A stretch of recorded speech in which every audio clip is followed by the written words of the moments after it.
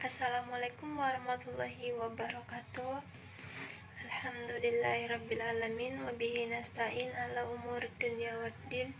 Assalatu wassalamu ala asrafil anbiya wal mursalin wa ala alihi wa sahbihi ajmain. Puji syukur marilah sama-sama kita panjatkan kehadirat Allah Subhanahu wa taala yang telah memberikan kita nikmat, di antaranya nikmat kesehatan dan nikmat kesempatan. Salawat bertanggalkan salam ke junjungan kita Nabi besar Muhammad sallallahu alaihi wasallam yang berlapaskan Allahumma sholli ala sayyidina Muhammad wa ala ali sayyidina Muhammad. Baiklah, saya Elda Yuni Terangkuti dengan NIM 2114040005. Di sini saya akan membacakan Quran surah Al-Isra beserta tafsirannya. A'udzu billahi minasyaitonir rajim.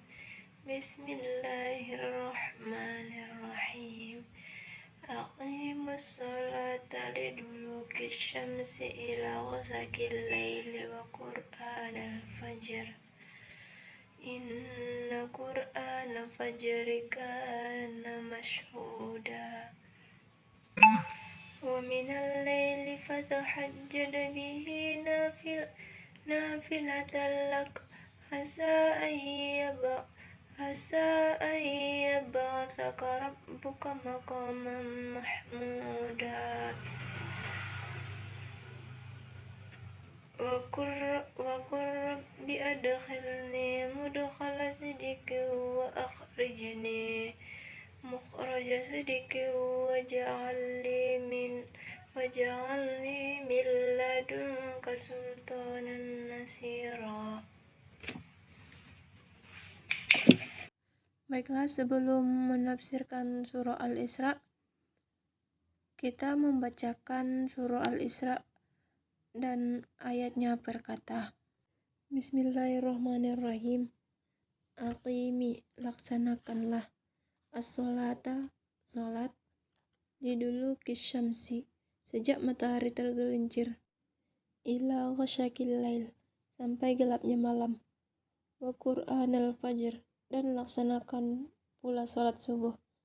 Inna qur'anal fajri, sungguh salat subuh itu, kana mashhuda, disaksikan oleh malaikat. Aqimis salata liduluki syamsi ila ghasaqil laili wa qur'anal fajr. Inna qur'anal fajri kana mashhuda. Laksanakanlah salat sejak matahari tergelincir sampai gelapnya malam, dan laksanakan pula salat subuh. Sungguh, salat subuh itu disaksikan oleh malaikat. Wa minal lail, dan pada sebagian malam, fatahajjad bihi, lakukanlah salat tahajud, nafilatan lak, sebagai suatu ibadah tambahan bagimu. Asa ayyab'athaka rabbuka, mudah-mudahan Tuhanmu mengangkatmu, maqama, ke tempat mahmuda, yang terpuji. Wa minal laili fatahajjad bihi nafilatan lak asa ayyab'athaka rabbuka maqaman mahmuda. Dan pada sebagian malam lakukanlah salat tahajud sebagai suatu ibadah tambahan bagimu. Mudah-mudahan Tuhanmu mengangkatmu ke tempat yang terpuji. Wa qul, dan katakanlah Muhammad, Rabbi, ya Tuhanku, adkhilni, masukkan aku, mudkhala sidqin, ke tempat masuk yang benar, wa akhrijni, dan keluarkan pula aku, mukhraja sidqin, ke tempat keluar yang benar, waj'al, dan berikanlah li kepadaku, wa qur rabbi adkhilni mudkhala sidqin wa akhrijni makhraja sidqin waj'al li, dan katakanlah Muhammad, ya Tuhanku, masukkan aku ke tempat masuk yang benar, dan keluarkan pula aku ke tempat keluar yang benar, dan berikanlah kepadaku. Ayat ini memerintahkan agar Rasulullah Shallallahu Alaihi Wasallam mendirikan sholat sesudah matahari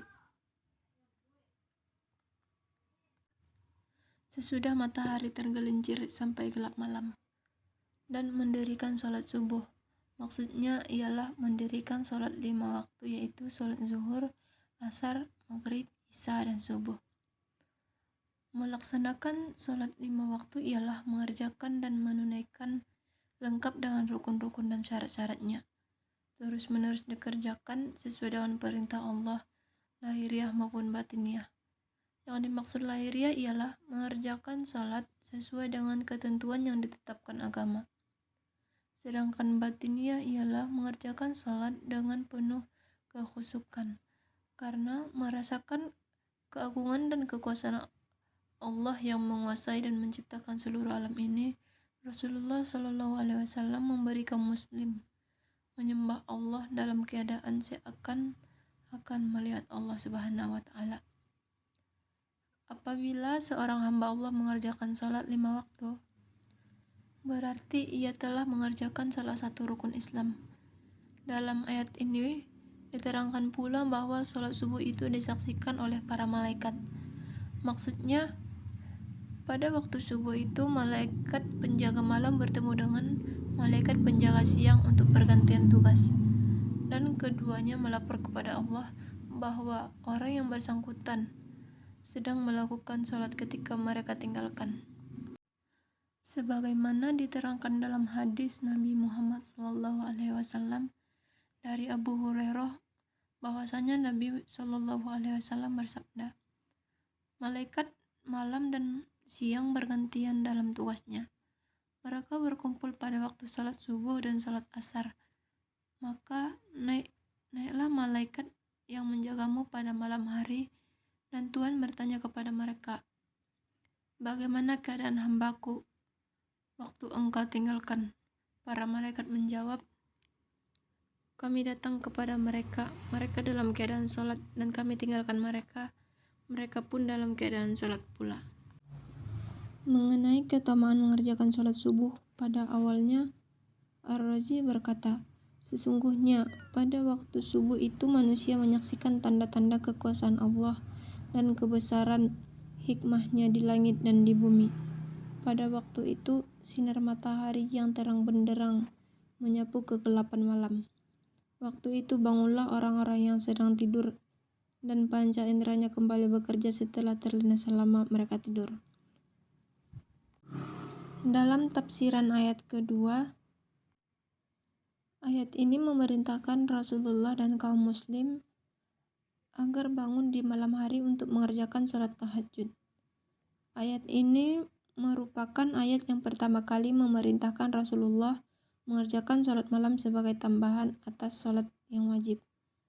Sholat malam ini diterangkan oleh hadis Nabi Shallallahu Alaihi Wasallam, bahwasanya Nabi Shallallahu Alaihi Wasallam ditanya orang, sholat manakah yang paling utama setelah sholat yang diwajibkan atau sholat 5 waktu? Rasulullah Shallallahu Alaihi Wasallam menjawab, sholat tahajud. Dari hadis-hadis Nabi yang sahih yang diriwayatkan dari Aisyah dan Ibnu Abbas dipahami bahwa Nabi Muhammad Shallallahu Alaihi Wasallam bangun untuk mengerjakan sholat tahajud setelah beliau tidur. Kebiasaan Nabi ini dapat dijadikan dalam hukum bahwa sholat tahajud itu sunnah dikerjakan oleh seseorang setelah tidur beberapa saat di malam hari, kemudian pada pertengahan malam hari ia bangun untuk sholat tahajud. Dalam hadis Nabi yang sahih yang diriwayatkan Aisyah dan Ibnu Abbas dipahami bahwa Nabi Muhammad SAW bangun untuk mengerjakan sholat tahajud setelah beliau tidur. Kemudian Allah Subhanahu wa Ta'ala menerangkan bahwa hukum sholat tahajud itu adalah sebagai ibadah tambahan bagi Rasulullah di samping sholat 5 waktu. Oleh karena itu, hukumnya bagi Rasulullah adalah wajib, sedangkan bagi umatnya adalah sunnah.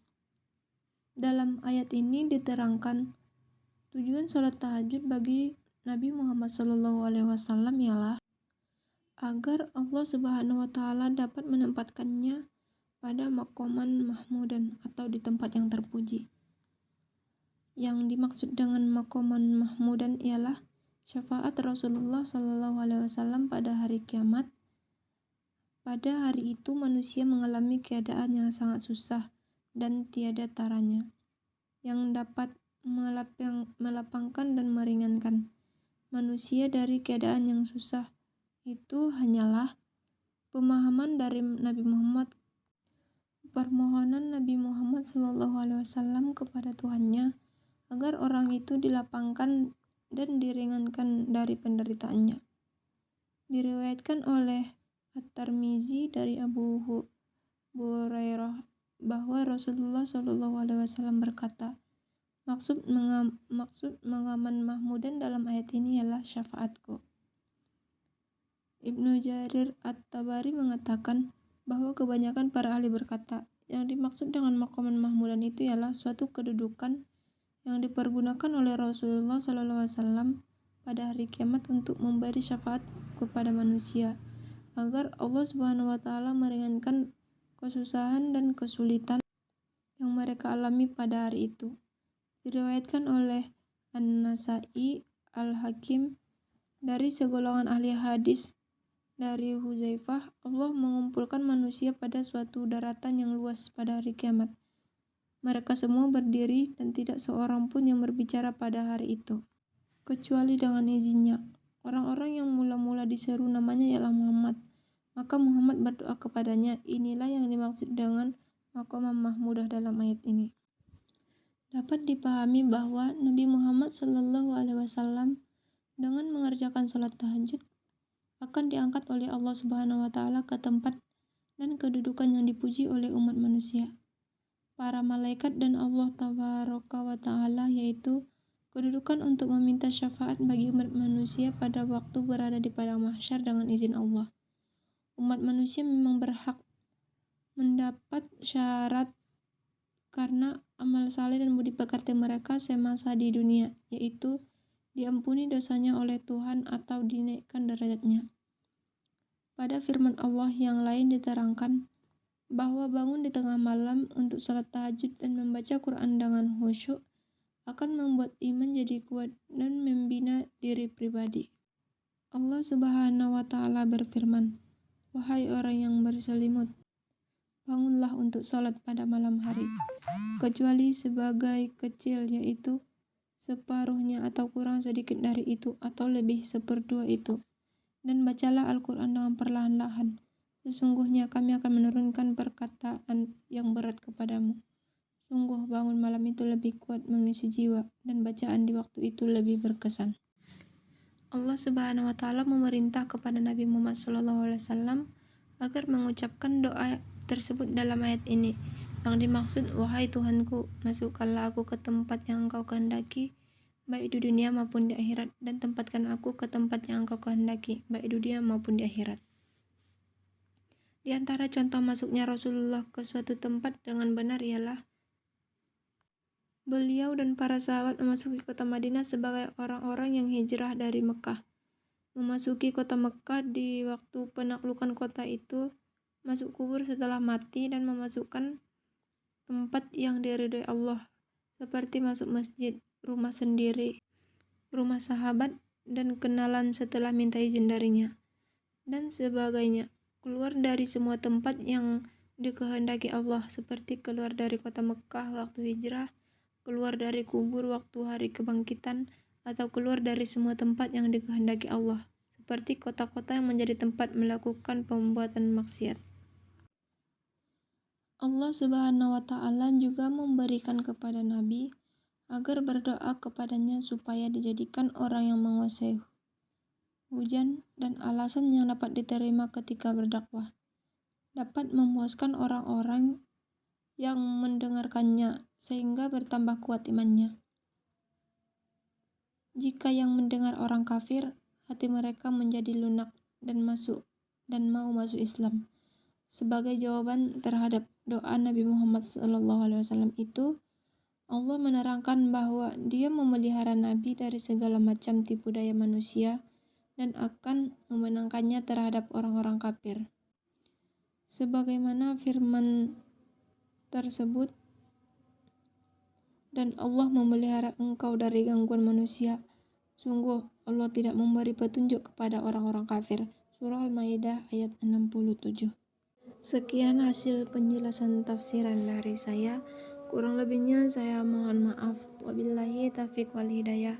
Assalamualaikum warahmatullahi wabarakatuh.